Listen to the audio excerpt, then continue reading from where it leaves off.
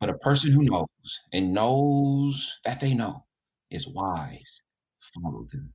And so I say the race is not just for the swift, but for those who can endure. A servant to many is a leader to all. I am because we are. A house divided will fall. Thank you so much, Mr. Kidway and the Power You Network. Welcome to the house.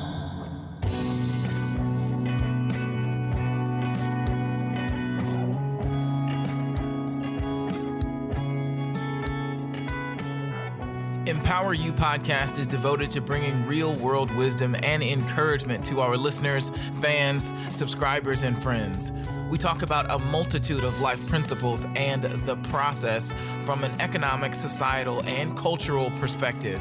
We believe that in tough conversations and shared wisdom, we can pave the path and leave a ladder for the future. So subscribe to our channel, rate, review, and let us empower you. Welcome to Empower You podcast. My name is Kidway Cooper. Thank you so much for being here. Today, we are going to have an incredible episode with some incredible community leaders here in Fort Wayne, Indiana. But before we jump into our interview, I want to talk to you guys just a little bit about our series that we're working on today, or the series we're working on with the podcast, which is Empowered Investments. And a part of understanding investments and being empowered is understanding what information you already have stored in your value system regarding your life and your community and the things that you hold dear to you, right? And so today we're going to be talking about community values, and I have two incredible guests for you guys today. So our first guest is Mr. Adrian Curry. He's the CEO of the Art Leadership Center. He's also the CEO of the Magnificent Freedom Festival that is going to be holding all of the Juneteeth celebratory events here in Fort Wayne, Indiana.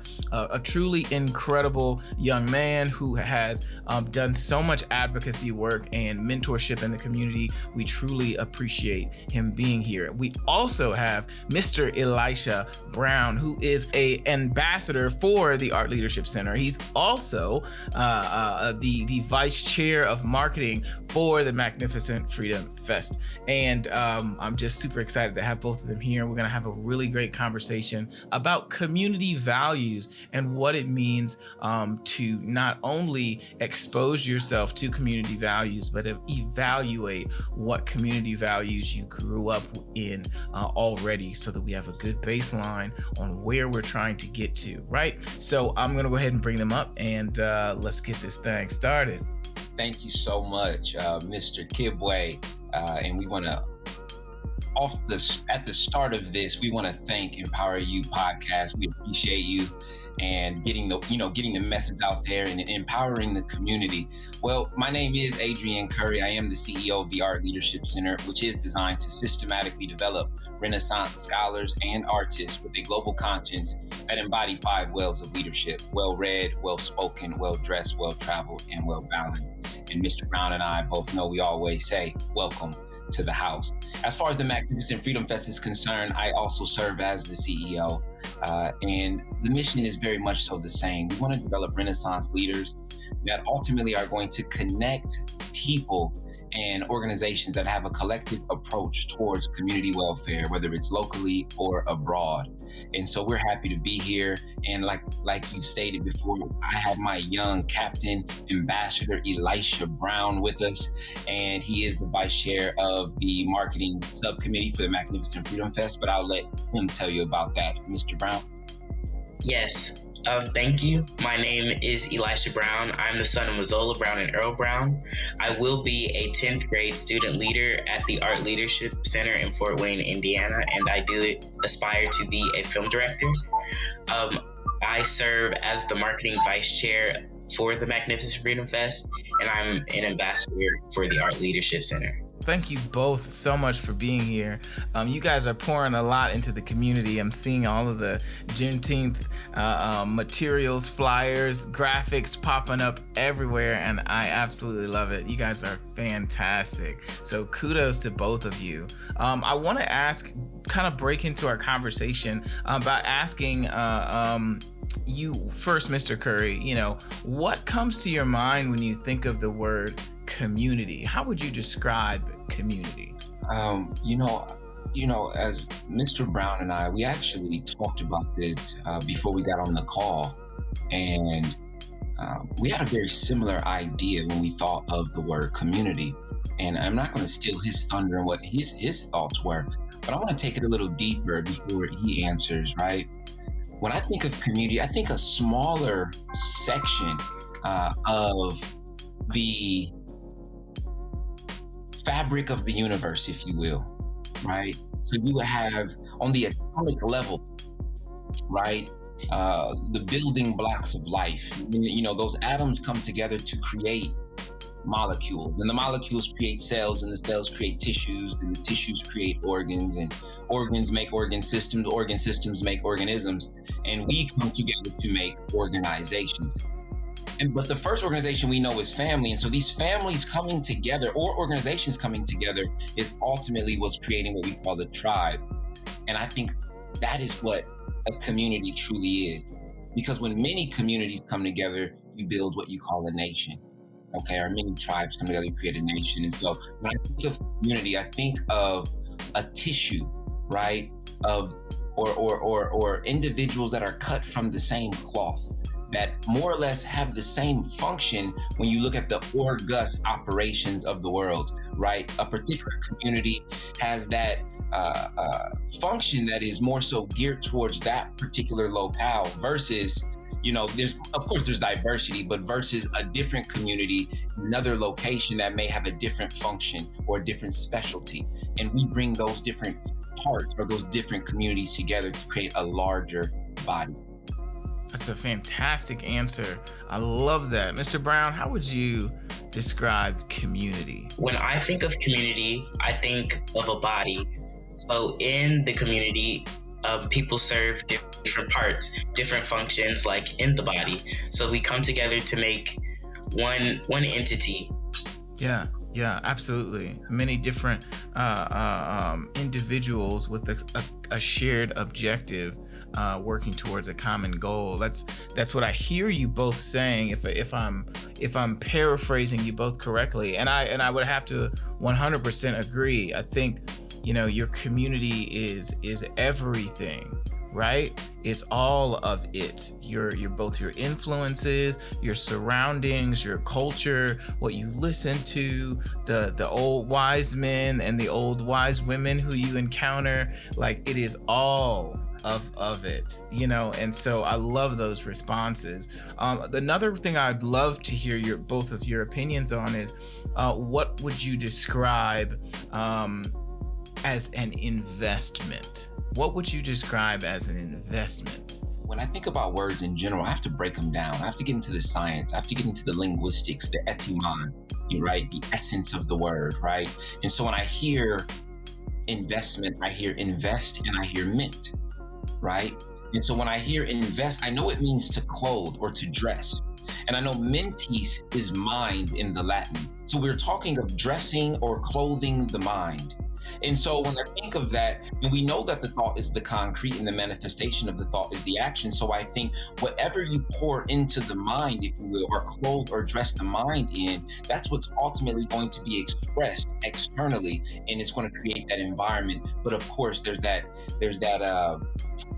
divine order of mind dance, if you will, in which the investment is expressed, but the environment we know trains the mind. The environment means to surround, and mentis is mind, right? So we know we're surrounding the mind, and the ancients knew that the environment could teach the subcortical regions of the brain. And so what one is clothing their mind with, okay, or dressing their mind with, is ultimately going to shape their reality. Yeah, absolutely. Mr. Brown, what do you think about investment? When I hear investment, really I think of someone pouring into another person, someone who may need help in a certain area or you see potential in. So you want to pour it into them, what you can provide and offer, and see how far your help can take them. Yeah, absolutely. The idea that not only is your mental energy, right, and your information, everything you do take in verbally, visually, all of these are different types of investments, whether they're intentional or not. To Mr. Brown's point, it's like some investments are very intentional, whereas you can have very passive investments that we're not entirely sure that we're making at the time. I think it's interesting what we all define as investment, right? Because a lot of times, at least growing up, I often thought of investments as dollars and cents type of thing. And as I get older, I realize that dollars and cents, money, stocks, things like that, properties, whatever, all of these are manifestations of, to Mr. Curry's point, thoughts, right? And those thoughts can be made or purchased, to Mr. Brown's point, through mentorships, through programs, through community organisms, which can deposit investments into your mentality, but then also into your life in general, which I think is really interesting. So I want to ask you a little bit more about values now. So as a community, and growing up, I'll put it that way, growing up in Fort Wayne, growing up in the communities that you both grew up in, what values do you feel like you adopted and most impacted your social interactions, and for you, Mr. Curry, maybe your economic choices, and even personal investments? Well, growing up in the community, Fort Wayne community on the Southeast, and specifically the Wiser Park Youth Center, all the programs that I was in, I always realized that, when I say always realized, I mean many coaches, many teachers, many family members always instilled this in me, and that is, it's about the people, not the program. It's about the people, not the program. And, I always make sure I remember that, who I'm serving, right? So no matter the age I was in, I was put on productions as a child and was born. And so when I think of healing the community, I always think of healing the environment and healing the people in the environment. And so I place so much value on the people, and I put so much value on the environment, back to that symbiotic relationship, that divine dance, as they're affecting each other. And so just growing up and looking at all the things that I've been through, I realized, especially from an economic standpoint, that a lot of the downtroddenness, if you will, was from a lack of funding or finances, if you will. And although most people say, we need to get some money, we need support, we need to be invested in, my thinking was a little different. I always thought, I don't care so much about the money. It actually made me want to disregard the money because it wasn't accessible. And I always feel as if I want to work with those who want to work with me, and I want to love those who love me. And if we don't have fun, well, what do we have, right? And so I've learned to not so much value the dollar being disadvantaged, if you will, economically disadvantaged, but I really learned to find the value in the people, and we know that through the people we find wisdom, and so that's where I find my value, because wisdom is more valuable than silver and gold. Yeah. What about you, Mr. Brown? Well, when I think about community values, one of them that comes to mind really is respecting and paying homage to your elders. Respecting, because when you respect your elders, doors can open for you, but it's also common courtesy. Paying homage, like I said earlier, when they pour into you, you must return it. Like returning your investment. So that's what I think about. That's really good, Mr. Brown. I like that. I think that's a great philosophy to live life with, because outside of outside of just your value system, I think we also have to understand we operate within a system of universal laws, and one of which, very strong one, is the law of reciprocity, which is reaping what you sow. And so the idea that one, you attract people whom you desire to be around through your own actions and integrity, to Mr. Curry's point, and then to Mr. Elisha's point, but then you reciprocate the energy, the information, the investment that you receive from others. It creates a very I would say dynamic and well balanced, to use one of the wells, system of living, because reciprocity is very important, man. You have to sow seeds, and so understanding that as a young man, as you are, I think is very, very important. So I love that answer, man. So question: how do you teach values in environments like Fort Wayne? There are some issues, right? There's investment issues as far as financial. There's a lot of community and culture that tends to pull on different people one way or another. How are you all teaching values in Fort Wayne? I understand, you have the Art Leadership Center and the Magnificent Fest, but tell us a little bit more about that, how you're going about installing values in this generation, which is unlike any other. Thinking about what Mr. Brown said as far as paying homage to those that come before us, and you speaking on reciprocity, it makes me think about making sure that we pass on things to our youth, and they are our future, right? And so that's the whole idea behind the establishing of the Art Leadership Center. And that is to make sure that the information, the wealth of information and the resources is passed down to the next generation. Whether we have the resources, the financial resources or not, the wisdom is what's most valuable, because it will bring about the treasures that we need. And so what I've done specifically, right, is obviously create the Art Leadership Center, which is designed to systematically develop Renaissance leaders, right? And so what is a Renaissance leader? Well, what is the Renaissance? To rebirth, to revive, to reawaken, right? And that's a fancy way of saying we need to develop servant leaders. We know what they're going to do, which is reawaken, rebirth, revive, resurge.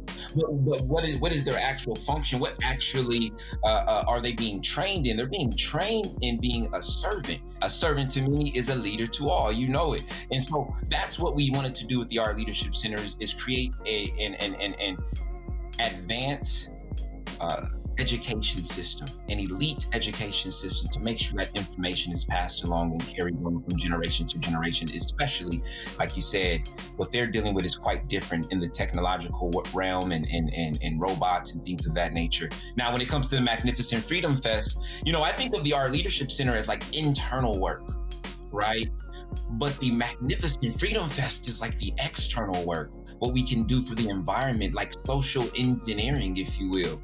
What messages can we deliver to the people so that they understand also that we must pass this information down, but more importantly, that we must push forward this renaissance. We must reawaken the people. We must rebirth who we are spiritually and culturally, so that we can do ultimately what we were born to do. And we know that we want to bring about order and build a body.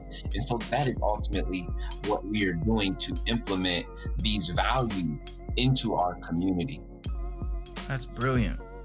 I love that. Mr. Brown, tell us about that. How you go about teaching values in environments like Fort Wayne through the Art Leadership Center, through the Magnificent Freedom Fest. Well, I feel like within the Art Leadership Center, we learn a lot about discipline and endurance, whether it be physical or mental. So once we learn those skills, we can carry them out, like Mr. Curry said, to the Magnificent Freedom Fest, and sort of our action item, as I like to think of it as. So what do you feel like some of the most important actions you're hoping that young people like yourself or others what's one of the most important actions you want them to take as a result of seeing you as a servant to many? Well, I think really just being known in your community, taking a role in your community, helping those in need. Uh, I think that's really what I feel like we need to know. So, what's one thing that you want our listeners to know about Art Leadership Center, about community values, about the freedom, about the magnificent Freedom Fest? What's one thing you want them to take away, and tell us how they can engage in the event as well?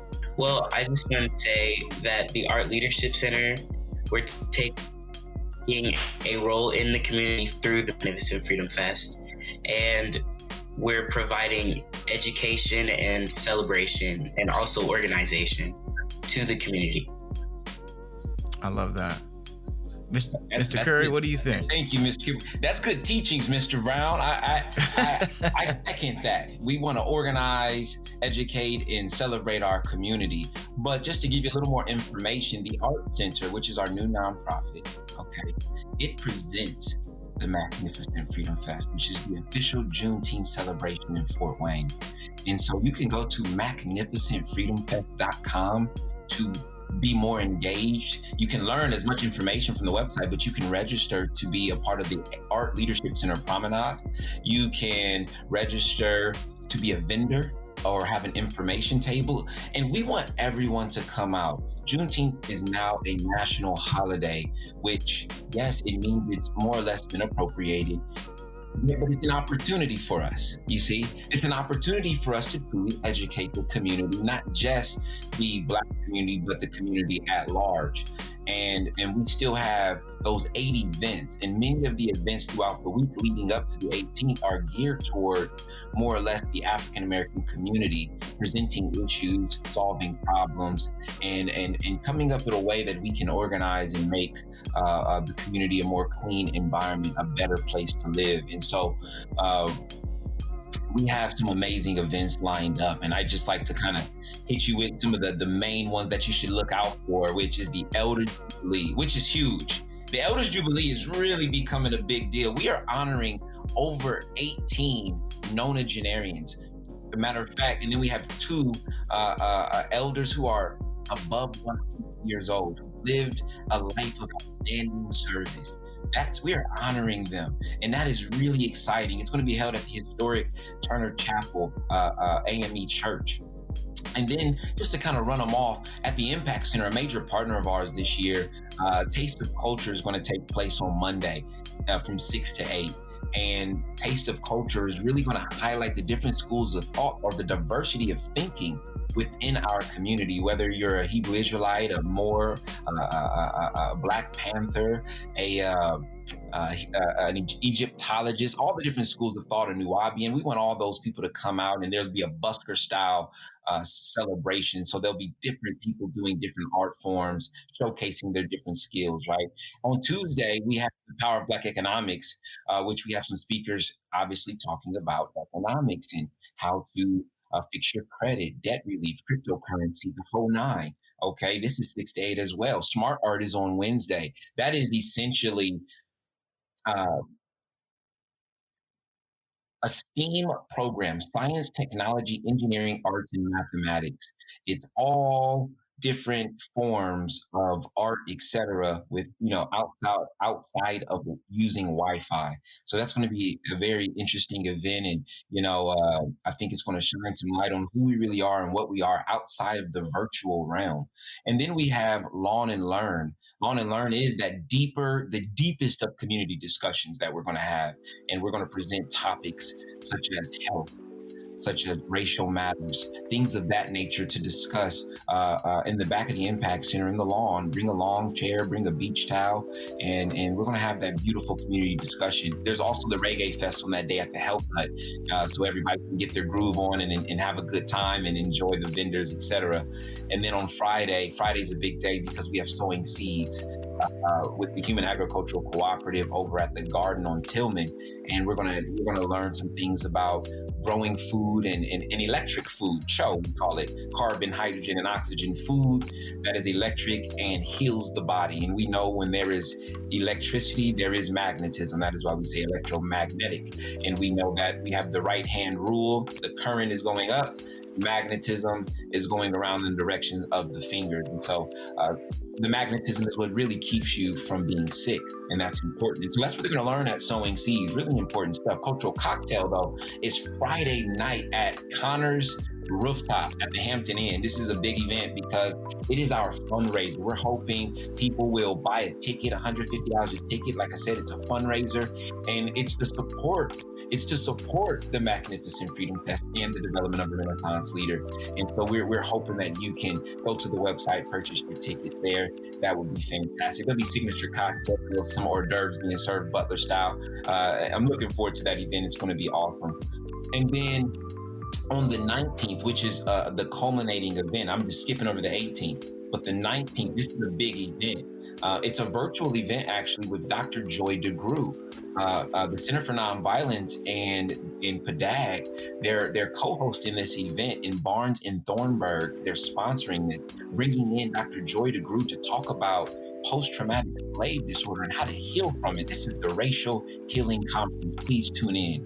And so last but not least, I have to talk about the 18th, and that is the big, long celebration. If you don't know, traditionally in Fort Wayne, Indiana, the third Saturday of June is always Juneteenth. It's not necessarily June 19th. It's always the third Saturday.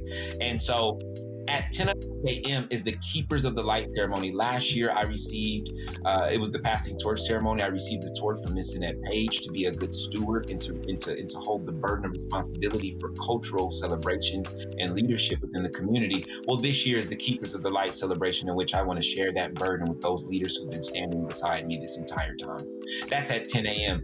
10:30, the promenade, the Art Leadership Center promenade participants will arrive, and we will line up at our spot, and it will begin on Oxford and Warsaw at Optimistic Beauty Salon at 11:30 sharp. And we're going to traverse the plains of Oxford and saunter down in our promenade as we represent the greatness and beauty of our people coming together and working together. As we will enter the park at 1:20, there'll be an opening ceremony, and the Mac Fest All-Star Basketball Showcase with Mr. Austin Mack has brought this to our community. It's a big deal. You're going to be able to experience that, as well as our headliner band, which is Midnight Mimosas. Beyond that, you have vendors in the children's corner and the education corner, kickball game, flag football game we're working on. So come out and let's have a good time. So if you want to engage, and Mr. Kidway, thank you so much for letting me be long-winded here. If you want to engage, please go to magnificentfreedomfest.com. That is amazing. That's the magnificentfreedomfest.com for any of you all who are listening and watching this back on the playback. Thank you both so much for being here. I truly appreciate you taking your time and giving us the investment of creating more culturally centered activities, representation, and awareness here in Fort Wayne, Indiana. We live in a bit of a bubble here, and so it can be sometimes difficult to penetrate the overall consciousness of people who are sometimes in a bit of a survival mode, right? There are so many mental, emotional, spiritual battles that people of color, Black people in general, face on an everyday basis here in Indiana, as we continue to unfold layers of deeper, complex existence, right? Humanity. And so to bring about events that encourage us all from all races and walks of life to see each other as fully human and to celebrate each other, it's a big thing. And I truly appreciate both of you all's servant leadership in not only putting together such an incredible event, but also for being the leaders to all through your service. I really, really appreciate you both. Any last words from either of you before we get out of here? Well, first, I just want to say thank you for having us. And being a leader, it's an important role, but it can at times be difficult. So when you see people working hard, just do your best to support them, even if they're struggling.